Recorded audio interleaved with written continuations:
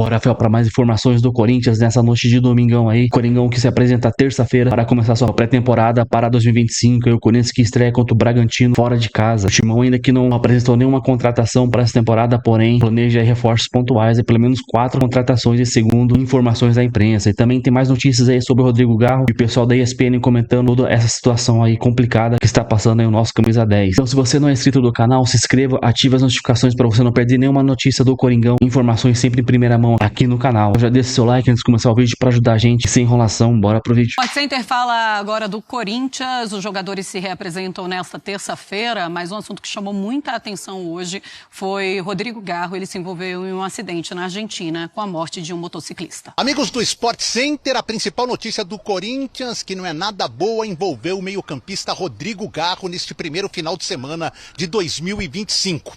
O jogador, na madrugada do último sábado, na Argentina, estava comemorando seu aniversário e, após ingerir um pouco de bebida alcoólica, entrou com seu carro na contramão. Pegou de frente um motociclista que vinha sem capacete e com as luzes apagadas. A vítima acabou falecendo no local.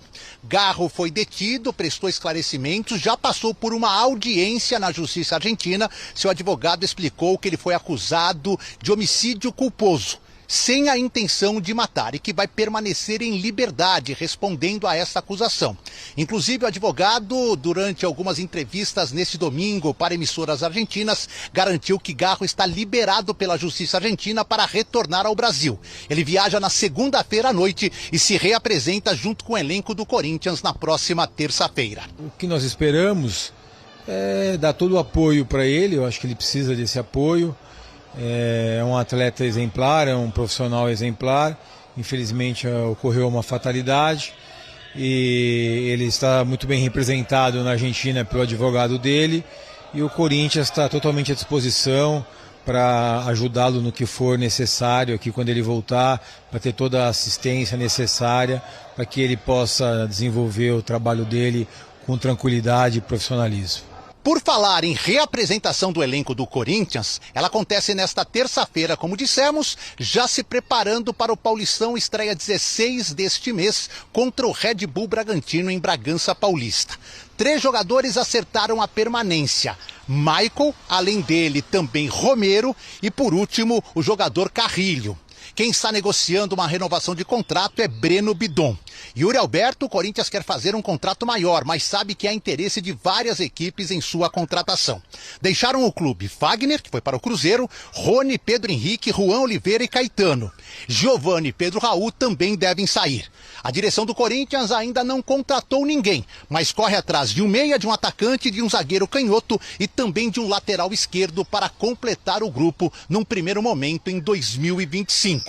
O Corinthians se reapresenta pensando uma temporada muito melhor que a do ano passado, onde não ganhou nenhum título e passou parte do Campeonato Brasileiro brigando contra o rebaixamento. Eduardo Afonso para os canais ESPN. Datas importantes do Corinthians nesses 2 primeiros meses de 2025. Então, no dia 7 tem a representação do elenco, no dia 16 a estreia no Campeonato Paulista contra o Red Bull Bragantino fora. No dia 26 tem um primeiro clássico contra o São Paulo fora também. No dia 19 de fevereiro, que tem a estreia na Libertadores contra a Universidade Central na Venezuela, fora de casa também. André Kfouri, primeiramente, a gente deixa toda a nossa solidariedade à família da vítima para falarmos sobre este assunto. Rodrigo Garro volta, como falou o advogado dele, ao Brasil para se reapresentar. Diz que assim ele prefere, porque está muito abalado psicologicamente e o trabalho vai ajudá-lo, mas o Corinthians também vai ter de ajudar o jogador neste momento, psicologicamente falando. Sem dúvida. Eu vou tomar todo o cuidado, para abordar o aspecto relativo ao Corinthians e o aspecto futebolístico esportivo desse assunto, porque se trata de uma tragédia. Claro. Uma pessoa perdeu a vida e nada pode ser mais importante do que isso, Mas aqui nós temos um programa de esportes, estamos falando sobre futebol, e o Garro é um jogador importantíssimo para o Corinthians nos seus planos futuros, e ninguém sabe, evidentemente, como que ele vai lidar com uma situação tão grave quanto essa. A justiça argentina, por óbvio, permite que ele saia do país. Ele vai aguardar o desenrolar das investigações e desse caso que corre na justiça do país dele em liberdade, ele pode vir trabalhar, não há nenhuma questão que o impeça. Talvez ele até prefira estar aqui, como nós já lemos a respeito, porque se considera acolhido, se distancia um pouco, mas é óbvio que isso não vai fazer com que ele se distancie das responsabilidades que ele tem, a depender das apurações dessa investigação, imagens utilizadas para elucidar o que aconteceu, se a motocicleta estava mesmo sem o farol aceso, quem estava em qual lugar na via, etc. Todas essas coisas que precisam ser apuradas com exatidão, com o maior nível de precisão possível, para que a gente saiba, de fato, o que foi o que aconteceu. O que interessa nesse momento é que, infelizmente, uma pessoa perdeu a vida e nada pode ser colocado acima disso. O Corinthians tem a obrigação de dar todo tipo de assistência ao seu jogador, jurídica, psicológica, emocional, ele vai precisar, mas ninguém pode dizer como que ele vai atravessar esse momento, de que forma uma situação tão grave, trágica como essa, vai afetar o prosseguimento da sua carreira, né? Em nenhuma circunstância, esse aspecto é mais importante do que como a família que perdeu uma pessoa vai tratar dessa questão e vai ter sua vida afetada também por essa tragédia. Pois é, realmente um assunto muito delicado falar sobre isso, Nath, e que tudo seja esclarecido e que o Garro responda na justiça argentina da maneira que tem de ser. Falando agora sobre esse Corinthians que não tem reforços para 2025 ainda, conseguiu manter alguns jogadores importantes e termina 2024 num ritmo bom. 2025 é manter esse ritmo e tá bom ou precisa mesmo de reforços? Não, precisa compor o elenco, né? Precisa compor o elenco, perde o Fagner, que muitos ali questionavam já a renovação de contrato dele, mas você tem o Mateuzinho, precisa de mais alguém ali para compor esse elenco, talvez mais um zagueiro, uma possível saída ou não do Yuri Alberto, você precisa da recomposição, o Pedro Raul não é esse cara, por mais que ele tenha dito, né, o empresário dele falando da vontade do jogador de permanecer no Corinthians, ele não conseguiu nas oportunidades que teve representar. Agora, o espelho que fica, ou o recorte que fica do Corinthians, ele é muito mais positivo do que negativo para o início da temporada.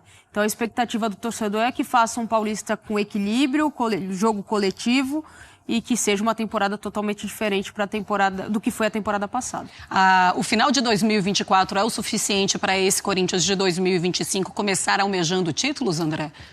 Não é o suficiente, mas é um tremendo de um motivo para se acreditar nisso, né?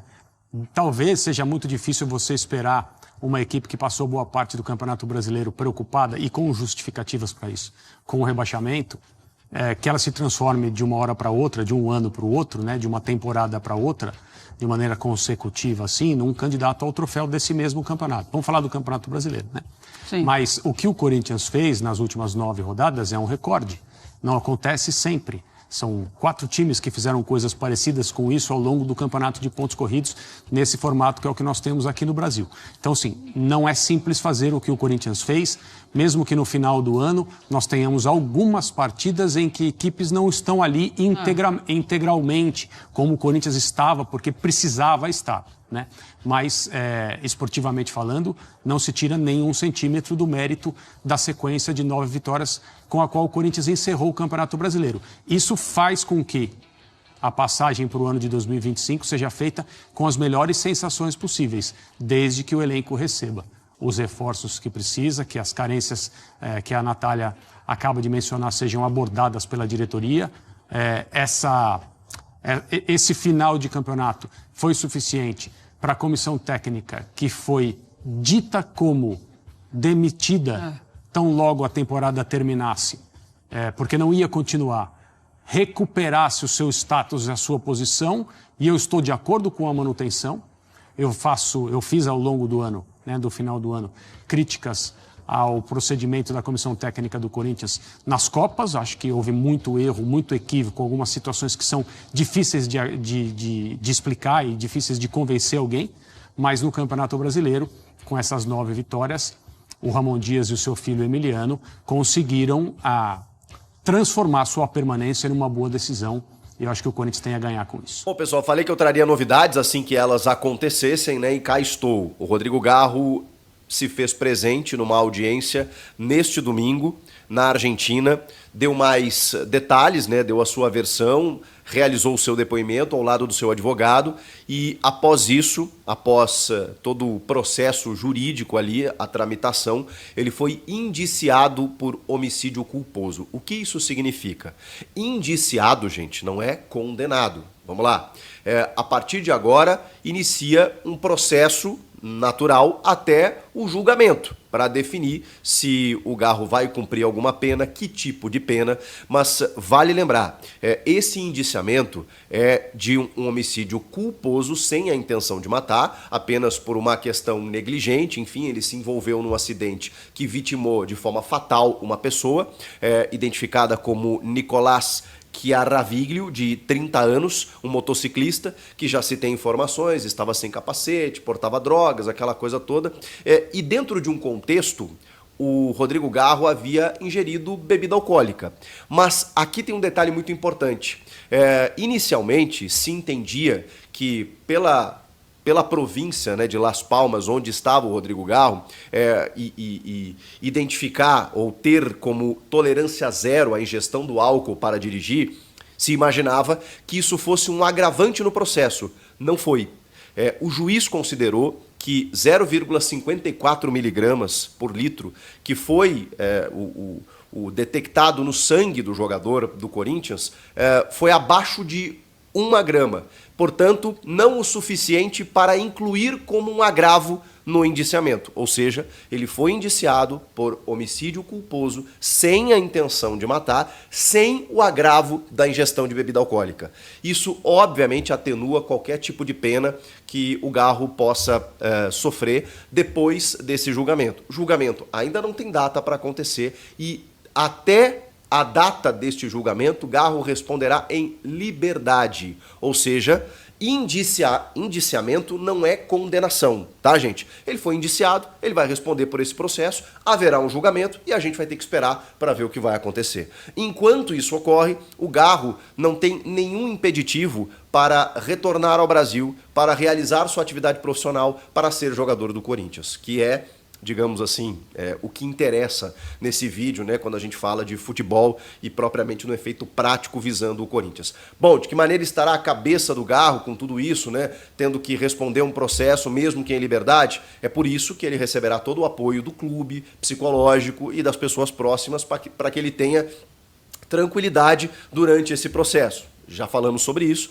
não é uma situação fácil, é uma situação delicada, tem uma morte envolvida, provavelmente houve um acidente, né, em que tem a participação do Garro e a gente vai ter que esperar para ver com todas as câmeras que os caras vão apurar, com todos os depoimentos, com todos os indícios, para saber se ele vai cumprir uma pena em relação a tudo isso. O Ministério Público, por exemplo, não, até pela predisposição do jogador, desde sempre, de prestar esclarecimentos às autoridades, para se oferecer, estar à disposição para depoimentos, para o que as autoridades quisessem, não houve nenhum impeditivo, nenhum tipo de restrição para o Garro circular pela Argentina, voltar ao Brasil, por isso que ele responde em liberdade. A única coisa é que, por conta do acidente, ele teve a sua carteira de habilitação suspensa. Então ele teve que entregar o seu documento e ele não pode dirigir nenhum veículo enquanto esse processo não finaliza. Então, digamos que é uma consequência mínima, né, diante de tudo que a gente está vendo. Tem o aspecto emocional, tem o aspecto psicológico, que tudo isso é uma consequência que a gente vai aguardar nos próximos dias, nos próximos meses, né, para saber de que maneira o Garro vai lidar com tudo isso. Ele vai ter que ser forte, ele vai ter que ter um amparo para poder, né, realizar a sua atividade profissional, para poder seguir a sua vida e responder às autoridades por tudo que aconteceu. Mas, vamos lá, para resumir, ele foi indiciado por homicídio culposo, sem a intenção de matar, sem o agravo da ingestão de bebida alcoólica, pelo juiz, pela justiça, considerar que a ingestão ela foi mínima, ou seja, não o suficiente para se tornar um agravo no acidente. Ele responderá em liberdade até a data do julgamento e ele pode retornar ao Brasil para seguir a sua vida normalmente.